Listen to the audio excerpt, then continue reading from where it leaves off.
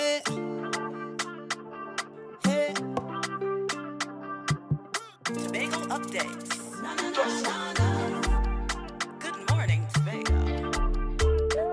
Welcome back to Good Morning Tobago on Tobago Updates. Well, viewers, we are here to do a little update with the police on what's been going on in terms of, just even some more carnival roundup and so on.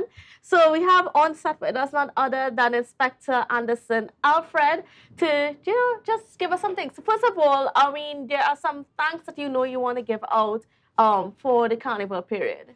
Indeed. First, I must say thank you for having me here again. And thanks to you, the member of the media personnel and your organization, your company, for allowing us to come here week after week to speak to the public, to speak to you, to share information. And on the heels of Carnival Celebration 2023, we want to say thanks to you. And thanks to all the other agencies that partnered with us, because it was indeed a successful Carnival season that we had.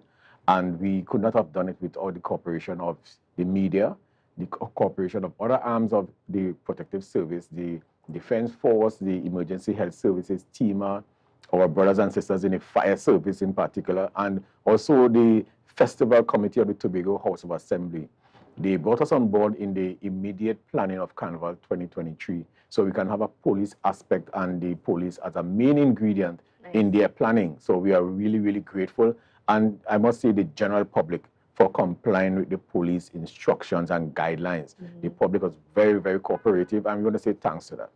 Now, compared to carnivals in October, what was it like? I mean, of course, the numbers were different. So, I mean, the numbers itself would have posed challenges in October. But, it just, if we just want to compare just on a cursory glance, was it safer? What I could safely say is that there were two different, I would say, agendas, but the operation plan was similar for October and February of this year. What we did, we were early involved in the planning stages from the various organizations. And that is the key, the communication and involvement of the police in their planning stages, so we can be able to fit our operation plan into the festival agenda. So I would say the similar cooperation we had in October, we had in February as well. And therefore, you see how successful October was, because we had a lot of visitors here. So that was the main difference. We had international, and we had our friends and family from Trinidad coming here, and they complemented the police activity during that carnival season. All right. Now, as you've mentioned communication, we had a situation on Friday where, some THA officials attached to the Division of Infrastructure, Quarries and Urban Development got lost in the bush, for lack of a better term. They were looking at mapping out a road from Goldsboro to Palatavere. But unfortunately, they got lost, and they ended up basically spending the night in there. What can you share with us about just that whole situation? Well, indeed, that was unfortunate, but it gave us the opportunity now to share on air some guidelines to prevent such activity from happening again. We want to encourage persons going on these adventures or on these excursions or these particular hiking and camping experiences where you're going to forested areas. It's important that you communicate early with the various agencies responsible for that activity. So we are looking at you inform the fire service, inform the emergency health services, inform TEMA and the police. What you need to do is to get involved early with the police officers and also, as I mentioned before, the various agencies in your planning stages. They will give you the proper guidelines, the proper equipment that you should carry, the means of communication you should carry. You should also inform them of the amount of persons and the experience that they have in doing those hiking activities and in those forested areas. When you embark upon such activity and you have the agencies involved, they are aware of your whereabouts. There are some tracking devices that TEMA also has. And I am sure that what they do, they normally have someone with that device attached to them or within the company of the party in the forest, so they can track you via GPS. So it's important that you, on the onset, get these persons involved early so you can be tracked, and also have regular communication and updates. So where you are, make sure that your phones are fully charged and your wireless sets are fully charged so you're able to communicate at a moment's notice. But what happens in cases where, you go into an area where there is no cell service, And so, I mean, your phones might be fully charged, but you're not able to connect to the network. Yeah, hence the reason I mentioned the wireless devices, the walkie-talkies, the shortwave radio. Those are very, very, very helpful. And also, as I mentioned, that tracking device that TIMA has, that's worked excellent. So it's able to know where these people are, and they'll be able to get a waypoint to find them and to rescue them. But I want to thank all the agencies that came together to assist in that situation that took place up in the east. And thankfully, nobody was lost. Everyone was accounted they were all for. found. I mean, there were some injuries and so on. I know some Yes. like there's one person that's still recovering, but I mean, for the most part, they were It's able to be important, yeah. safe. Training is important too as well. Yes. And readiness is the key. Readiness is the key. Yes. I mean, and just to repeat and to emphasize that point about, just notifying the relevant authorities. And I mean, I bring this point up because, I mean, Yes. I bring some memory of just a few years ago when, I went with some fishermen to Grenada.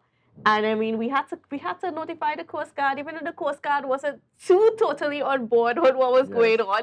But hey, they knew, and they knew to track us and stuff like that. We had the GPS and thing on board so that, when we went to Grenada and came back, they were notified and that was fine. So it's important. Yeah, it's important, yeah. Yes. So we look at a similar activity that relates to during the carnival season, the campers. We also want to thank all the organizers within the camping fraternity. They complied with our instructions. What they did, they came to the station just before carnival weekend and informed us of the campsite. So we did a campsite visit. So we were able to know where the campers will be. They also supplied us with a copy of the agenda, so we know what they're going to do during the carnival celebrations. They also let us know how many persons will be there. We also looked at the director, the camp coordinators. We did a background check on the camp coordinator, so you know that the persons were in good hands. So what we do is that we emphasize early communication, early partnership. Right. Now, and as you mentioned background checks, I know that there were some issues with the certificate of character. Has that been sorted out? Well, it is a work in progress, and if you continue looking for the public service announcements, that will be sent out when it is fully 100% up and running. It's a work in progress. As we speak, the IT personnel are working on that system. So, I mean, as I think right now, the public is not able to access that service. No, not at this time. All right. So what is to be done, like, in case of, let's say you're applying for a job and the job calls for that certificate of character, like, what can be done in the meantime? Well, what we do within the interim, we speak to persons concerning getting a certificate of character. The system is in work in progress. It will be up and running soon. We advise persons to pay attention to the public service announcements. Go to the TTPS website for early updates, because who knows, maybe as I'm speaking now, it may be up and running, but I cannot say for sure at this time. So we encourage persons to go to the website where you do the same application. A notification will be placed there. So we encourage employers. You can still come to the station and say, I want to hire this person. Could you tell us whether or not this person has been engaging your attention? Is this person a priority offender? Is this person associated with any criminal activity? We can do that at the surface level for you. Okay. All right. So just a little tip out there for you employers, especially in the situation where the system is down. Could you give us any idea or insight as to what's really the issue? Is it just a digital issue? I believe it may be a technical issue that they're working on. All right. Now, just looking forward, looking ahead to just what's been happening in terms of the crime statistics so far. What can you tell us? Well, I must say we in the Tobago space have been given a passing grade. Last year, the serious related crimes was 106 up to this time. This year, we only have 76. That's 30 less. So we have a 28% decrease in serious related crimes.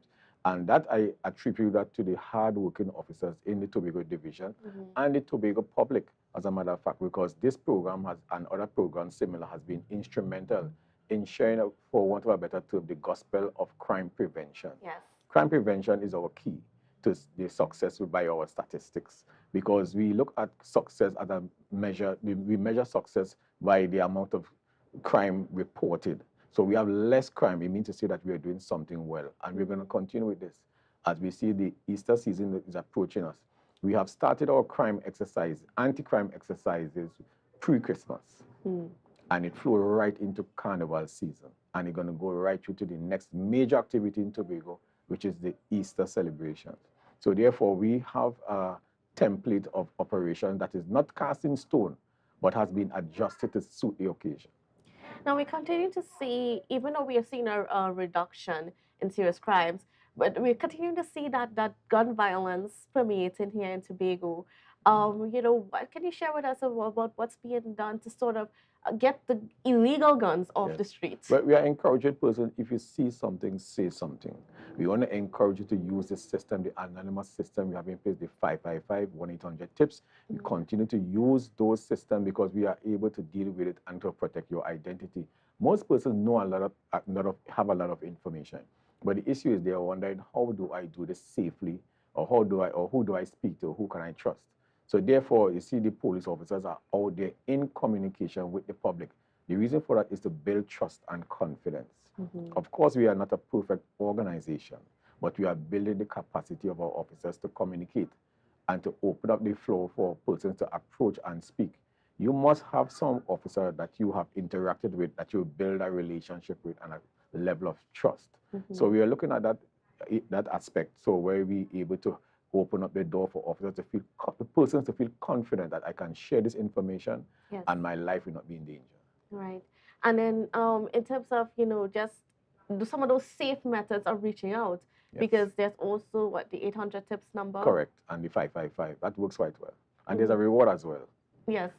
Now, how much of the crime that has been solved in Tobago, how much has that been attributed to the tips and the information you guys got from the public? Well, whenever we come here, we say thanks to the public. That's what we mean in a broad sense, without identifying any one or any situation in particular. Thanks to the public for sharing information. I would say, to be bold, I could say probably about 60 or 70% of the criminals and criminal activity we were able to stymie is because of the public's assistance. We couldn't do it without the public. And what we do, we listen to the public because we believe that in order to solve crime within a community, we have to listen to the people who are closer to the problem. And therefore, we want to narrow that distance between the police and the public to keep the information flowing because without them, we can do nothing. All right. Now, looking forward, because we have a lot of events, major events coming up in the year. And we saw that the success of the elimination of glass bottles for Carnival. Now, is that something that's going to be adopted for events going forward, like events of a large scale? Well, I cannot say, but I could say the success of it, meaning that we in Tobago, we saw minimal skirmishes, but none of them involved any projectiles, particularly glass bottle projectiles, because as I said before, the public was really instrumental and obedient to our instructions. So therefore, that was not an issue. And with mass events, there's always some scuffling, there's always some jostling. But in the grand scheme of the whole activity, we had no incidents that relates to anyone being wounded by the use of bottles. But that is because persons were compliant. All right. And then what's going on also with roadblocks and, just a bunch of licensed officers being in Tobago last week? Indeed, indeed. Well, you see, public safety on our roadways is important. And the aspect of vehicles roadworthiness is a contributor to public safety. And we are encouraging persons, do not wait until the licensing authority or the police officers are on the street doing roadblocks. Take your personal responsibility and ensure that your vehicle is roadworthy before you are compelled to do so with a penalty. But you can do it on your own free will while you have the opportunity.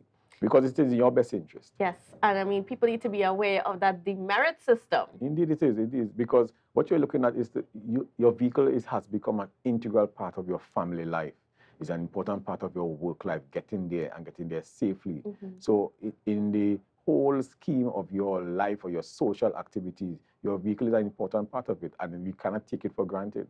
It's very unfortunate that we incurred a fatal accident during the Carnival season.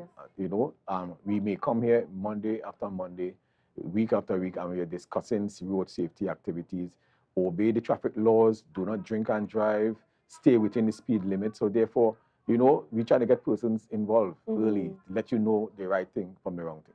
Now, has those there's the fatal accidents as well as the one at Orange Hill, going into that light pool on Carnival Tuesday, though there was some speculation that those or at least one or two of those accidents was related to mechanical malfunction. Have you guys been able to determine that yet, or? Well, in any instance where serious accidents or fatal accidents take place, the vehicles have to be inspected by the licensing authority, and they will give a pronouncement as to the vehicle's roadworthiness. Okay. But what we can say, we are looking at, based on the evidence that we look for something like skid marks and a degree of impact.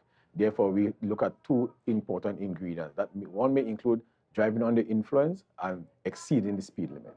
All right. Well, viewers, that's how we're going to have to wrap things up this morning. I want to thank you so much, Inspector Alfred, for being on with us and sharing us that information, especially that information about, viewers, we're getting out there and we're exploring Tobago. But before we go in the bush and explore Tobago, we need to notify the police. Yes, so I think if it's one takeaway from this conversation, it is that notify the police or even the fire officials about just whatever plans you have. You could be a group of 2 or more. Indeed, yes. Notify them. I want to thank you so much for being on with us, and viewers, most importantly, you for staying locked on to Tobago Updates for the morning show as well as Good Morning Tobago. It's been our pleasure, and we'll see you again tomorrow. And the vibes is